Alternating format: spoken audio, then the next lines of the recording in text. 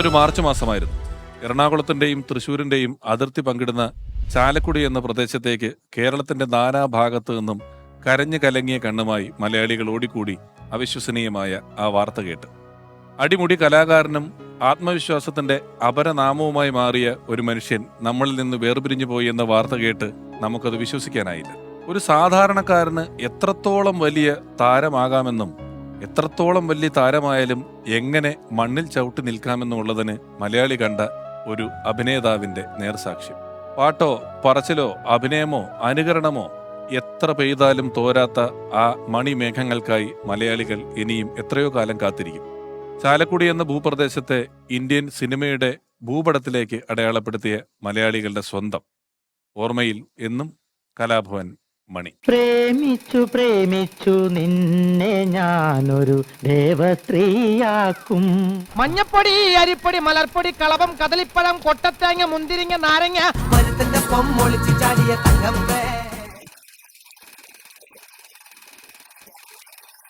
ആലിലക്കണ്ണ നിന്റെ മുരളിക കേൾക്കുമ്പോൾ എൻ മനസ്സിൽ പാട്ടുണരും.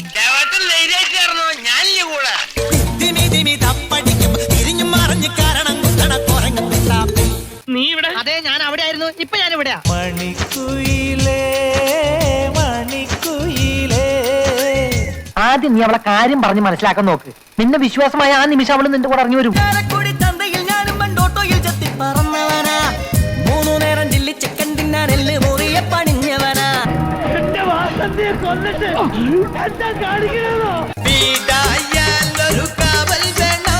ബാറല്ല നമ്മൾ പൊളിക്കുന്നത്, ബാറിനടുത്തുള്ള സ്കൂള് പൊളിച്ചടക്കാൻ ഓർഡർ ഇട്ടിരിക്കാൻ ഞാൻ. കൈകൊട്ട് പെണ്ണേ കൈകൊട്ടു പെണ്ണേ കുഞ്ചും വളയിട്ട് കൈകൊട്ട് ഓർമ്മയിലെന്നും. മണിച്ചേട്ടന്റെ ഓർമ്മകളുള്ള ഇന്നത്തെ എപ്പിസോഡിലേക്ക് ഞാൻ ആദ്യം സ്വാഗതം ചെയ്തത് കലാഭവൻ മണിച്ചേട്ടൻ നമുക്ക് വേണ്ടി പാടിയ ഒരു പാട്ടുണ്ട്. കാട്ടിലെ മാനിന്റെ തോല് കൊണ്ടുണ്ടാക്കി മാരാര് പണ്ടൊരു ചെണ്ട. പിന്നീട് അദ്ദേഹത്തിന്റെ ഒരു വിഹാര കേന്ദ്രമായിരുന്ന അദ്ദേഹത്തിന്റെ മേഖലയായ ഒരു ഓഡിയോ കാസറ്റിൽ ആ പാട്ടിന് ഇങ്ങനെ ഒരു പാരഡി ഉണ്ടായി. നാടൻ പാട്ടുകൾ ചേലിൽ പാടുന്ന മണി എന്റെ നല്ലൊരു ഫ്രണ്ടാ. ഈ ഗാനം എഴുതിയത് അദ്ദേഹത്തിന്റെ സുഹൃത്തും സഹപ്രവർത്തകനും സന്തത സഹചാരിയും അദ്ദേഹത്തിന്റെ ജീവിതയാത്രകളിലൊപ്പം കൂടിയിട്ടുമുള്ള ഒരാളാണ്. ചലച്ചിത്ര സംവിധായകൻ, നടൻ തുടങ്ങി നിരവധി മേഖലകളിൽ നമുക്ക് പരിചയമുള്ള കലയിലെ ഒരു സർവകലാവല്ലഭൻ. അദ്ദേഹത്തിന്റെ ഓർമ്മകളുമായി ഇന്നത്തെ എപ്പിസോഡിൽ ആദ്യം നമ്മോടൊപ്പം എത്തുന്നു പ്രിയപ്പെട്ട നാദിർ ഷാ.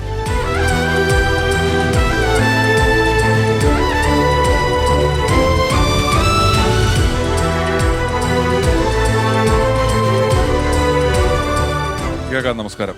നമസ്കാരം.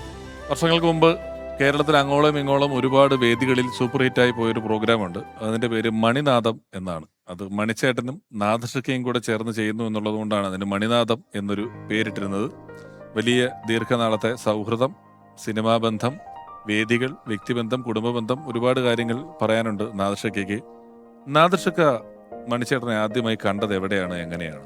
ഞാൻ കലാഭവൻ മണിയെ കാണുന്നത് കലാഭവന്റെ സ്റ്റേജുകളിൽ മണി പ്രോഗ്രാം ചെയ്തിട്ട് കണ്ടിട്ടുണ്ട്. അന്ന് ഞങ്ങൾ രണ്ടുമൂന്ന് കൊച്ചിൻ ഹരിശ്രീ, കലാഭവൻ, ഓസ്കാർ അങ്ങനെ മത്സരബുദ്ധിയോടുകൂടി പരിപാടി ചെയ്തുകൊണ്ടിരിക്കുന്നത്. അപ്പോൾ കലാഭവന്റെ മെയിൻ സ്റ്റേജിലല്ലാതെ ഗാനങ്ങളുടെ ഇടയ്ക്ക് മണി എനിക്ക് പോകുന്നുണ്ട്. ഒന്നോ രണ്ടോ സ്റ്റേജുകളിൽ മണിയുടെ പെർഫോമൻസ് കണ്ടിട്ടുണ്ട്. പിന്നെ ഈ അന്ന് മണി കാണിക്കുന്ന കുറേ അഭ്യാസ പ്രകടനം, ശരിക്കും കായികമായിട്ടുള്ള സംഭവങ്ങളൊക്കെ സ്റ്റേജിൽ ചെയ്താൽ അതെ ആന നടക്കുന്നത്, അതായത് ഒരു സാധാരണ ഒരു മിമിക്രിക്കാരൻ കാണിക്കുന്നതിന് അപ്പുറം ശരീരം കൊണ്ട് എന്ത് കാണിക്കാൻ പറ്റുന്നു അത് മാക്സിമം കാണിക്കുന്ന ഒരു കലാകാരനായിട്ട്. അപ്പോൾ ഞാൻ വേറെ വലിയ അടുപ്പൊന്നും ഉണ്ടായില്ല. കണ്ടിട്ടുണ്ട്, ദൂരെ നിന്ന് കണ്ട് പരിചയപ്പെട്ടിട്ടുണ്ട്, ഇങ്ങനെ ചിരിച്ചിട്ടുണ്ട്, അത്രേ ഉള്ളൂ. അത് കഴിഞ്ഞിട്ട് പിന്നെ വീണ്ടും ഞങ്ങൾ തമ്മിൽ നേരിട്ട് കാണുന്നത് എന്ന് പറയുന്നത്, അല്ലെങ്കിൽ കൂടുതൽ പരിചയപ്പെടുന്നത് കലാഭവൻ മണിയെ ഞാൻ ഇന്റർവ്യൂ ചെയ്യുന്നുണ്ടായിരുന്നു. ചേട്ടൻ ഇന്റർവ്യൂ ചെയ്തെടുത്തോ? ഞാൻ ഒരു ഗൾഫ് ഷോയ്ക്ക് വേണ്ടി, ഞാൻ കേട്ടിട്ടുണ്ട് ഇന്റർവ്യൂ ചെയ്ത കാര്യം. അതെ, ഒരു ഗൾഫ് ഷോയിന് വേണ്ടിയിട്ട് പോകാൻ വേണ്ടി 2 മിമിക്രിക്കാർ വരും എന്ന് എൻ്റെ അടുത്ത് പറഞ്ഞിട്ടുണ്ടായിരുന്നു. അപ്പോൾ ഷോയ്ക്ക് പോകാൻ വേണ്ടി ഒന്ന് ടിനി ടോമാണ്, പിന്നെ സെഞ്ചുറി മമ്മിക്കാണ് ഈ കാര്യം പറഞ്ഞത് എൻ്റെ അടുത്ത്. ഒരു കലാഭവനിലുള്ളൊരു മണി, ഒരു ബെൻ ജോൺസനൊക്കെ ഓടണ എന്നൊക്കെ പറഞ്ഞ അങ്ങനെ ഞാൻ പറയാം എനിക്കറിയാം, പുള്ളിയും വരും. അപ്പോൾ നിങ്ങൾ 2 പേരും നോക്കിയിട്ട് ആരെങ്കിലും ഒരാൾ, അല്ല 2 പേരെ പറ്റണം. അപ്പോൾ അതിൻ്റെ കൂടെ ഒരാളും കൂടി നിൽപ്പുണ്ട്, ദിലീപ് ബാക്കിൽ. ദിലീപും ഈ ഷോയ്ക്ക് വേണ്ടിയിട്ട് തയ്യാറെടുത്ത് വരാൻ വേണ്ടി പ്ലാൻ ചെയ്തിരിക്കുകയാണ്. അപ്പോൾ എനിക്കിതിനകത്ത് ടിനി ടോമിന് ഓൾറെഡി ഇന്നാണ്. പിന്നെ കലാഭവമണിയെ നോക്കിയിട്ട് കലാഭവമണി പറ്റിയില്ലെങ്കിൽ ദിലീപിനെ കൊണ്ടുവന്ന് പറഞ്ഞിട്ടുണ്ട്. അങ്ങനെ കലാഭവമണി ഞാൻ ആ ഷോയ്ക്ക് മണിയെയും ടിനി ടോമിനെ ഒരുമിച്ച് ഇൻ്റർവ്യൂ ചെയ്തിട്ടുണ്ടായിരുന്നു. പിന്നെ പലപ്പോഴും ഞാൻ പല വേദികളിലും പറഞ്ഞിട്ടുള്ളതാണ്. അതിൽ കലാഭവമണിയോടുള്ള അദ്ദേഹത്തിൻ്റെ ഒരു ഡയലോഗിൽ ഞാൻ വീണുപോയി. ശരിക്കും നമ്മളെ വീഴ്ത്തിയത് അന്ന് തൊട്ടുള്ളൊരു ബന്ധം അന്ന് സിദ്ദിഖ, നമ്മുടെ നടൻ സിദ്ദിഖ ലീഡ് ചെയ്യുന്നൊരു ഷോയ്ക്ക് വേണ്ടിയിട്ട് പോയത്. അങ്ങനെ ഒരു മാസക്കാലം ഞങ്ങൾ ഒരുമിച്ചുണ്ടായിരുന്നു. ആദ്യം വേറെ മുറികളിൽ കിടന്നു. പിന്നീട് കലാഭവമണി ഞാൻ നോക്കിയപ്പോൾ ഓർക്കസ്ട്രക്കാർ ടീം കിടക്കുന്ന റൂമിൽ ഒരു സൈഡിൽ ഷീറ്റ് വിരിച്ച് കിടക്കുന്ന കണ്ടിട്ട് ഞാൻ കിടക്കുന്ന മുറിയിലേക്ക് മണിയെ വിളിച്ചുകൊണ്ടെന്ന് എൻ്റെ കൂടെ ഞങ്ങൾ ഒരുമിച്ച് ഒരു റൂമിൽ കിടന്ന് തുടങ്ങി. പിന്നീട് പലപ്പോഴും ഒരുപാട് തുടങ്ങി. അല്ല, ഇതിനിടയിൽ എന്തൊരു ഡയലോഗ് പറഞ്ഞത് എന്തായിരുന്നു? അത് വേറെ ഒന്നുമല്ല, അത് കലാഭവമണിയെ ഇപ്പം ഞാൻ എന്തെങ്കിലും ഇപ്പം മണി കാണിക്കുന്ന എല്ലാ അഭ്യാസം കാണിക്കാം. എൻ്റെ അടുത്ത് പറഞ്ഞ കുരങ്ങടക്കും അത് കാണിക്കാം, പിന്നെ ഞാൻ അത് കാണിക്കുന്നത്. അപ്പം മനസ്സുകൊണ്ട് മണി ആ ബാക്കിലൊരാൾ നിൽക്കണ്ടല്ലോ, ദിലീപിനെ കൊണ്ടുപോകാൻ വേണ്ടിയിട്ട് നമ്മൾ പ്ലാൻ ചെയ്ത് വെച്ചേക്കാം. അപ്പോൾ ഇവനെ കളഞ്ഞാൽ മാത്രമേ നമുക്ക് പറ്റുള്ളൂ. അങ്ങനെ പറഞ്ഞുകൊണ്ടിരിക്കുന്ന സമയത്താണ് മണി പറഞ്ഞത് ഒരു ആന നടക്കും. ഞാൻ പറഞ്ഞു കാണിക്കാൻ പറഞ്ഞു. അങ്ങനെ പക്ഷേ എൻ്റെ അടുത്ത് പറഞ്ഞ ആനയുടെ ബാക്കാണ്, ബ്ലാക്ക് പാൻറ്റാണ് അത്, എന്നാൽ കറക്റ്റ് ആനയുടെ ബാക്ക് ഫിഗർ ഐറ്റം കിട്ടുള്ളൂ. അപ്പോൾ ഞാൻ പറഞ്ഞു എന്നിട്ട് കറുത്ത പാൻറ്റ് ഇട്ടുകൊണ്ട് വരാറുന്നില്ലെന്ന് ചോദിച്ചു.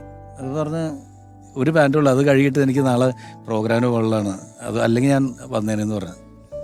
ചങ്ക് തകർന്നു പോകാന്ന് പറയില്ല നമ്മൾ. അപ്പോൾ ഞാൻ പിന്നെ വിചാരിച്ചു ഈ പ്രോഗ്രാമിൽ ഞാൻ പങ്കെടുത്തില്ലെങ്കിൽ പോലും കലാഭവമണി ഈ ഷോയിൽ വേണം എന്നുള്ളൊരു തോന്നലുണ്ടായിരുന്നു. അതായിരുന്നു ഒരുപക്ഷെ കലാഭവൻ മണിച്ചേട്ടന്റെ ആദ്യത്തെ വിദേശ യാത്ര. അതെ, സിദ്ദിഖ നയിച്ച ഒരു യാത്ര. അതിൽ മണിച്ചേട്ടൻ ആദ്യമായിട്ട് വിദേശത്ത് പോയത്. ഈ ആദ്യമായിട്ട് വിദേശത്ത് പോകാൻ, ഇന്റർവ്യൂവിൽ പോകാൻ, ഒരു ഐറ്റം അവതരിപ്പിക്കുന്നതിന് സ്വന്തമായിട്ട് പാൻറ്റില്ല എന്ന് പറയുന്ന ഒരു കലാകാരനിൽ നിന്നും ഇന്ത്യൻ സിനിമയിലെ ഏറ്റവും പ്രഗത്ഭരായ താരങ്ങളോടൊപ്പം രജനീകാന്തിനോടൊപ്പം വരെ അഭിനയിക്കുന്ന ഒരു നിലയിലേക്ക് അദ്ദേഹം പിന്നീട് വളർന്നത് പൊടുന്നനെയായിരുന്നു. നമ്മളത് കണ്ടു. അദ്ദേഹത്തിന്റെ ഓർമ്മകൾ, അദ്ദേഹത്തിന്റെ ജീവിതത്തിൽ ഞങ്ങളുടെ എല്ലാം ഈ ഒരു എപ്പിസോഡ് വരുമ്പോൾ എനിക്കും അതിൽ ഒരുപാട് പറയാനുണ്ടാവും. ആ യാത്രകളിലേക്ക് നമുക്ക് കേൾക്കാം.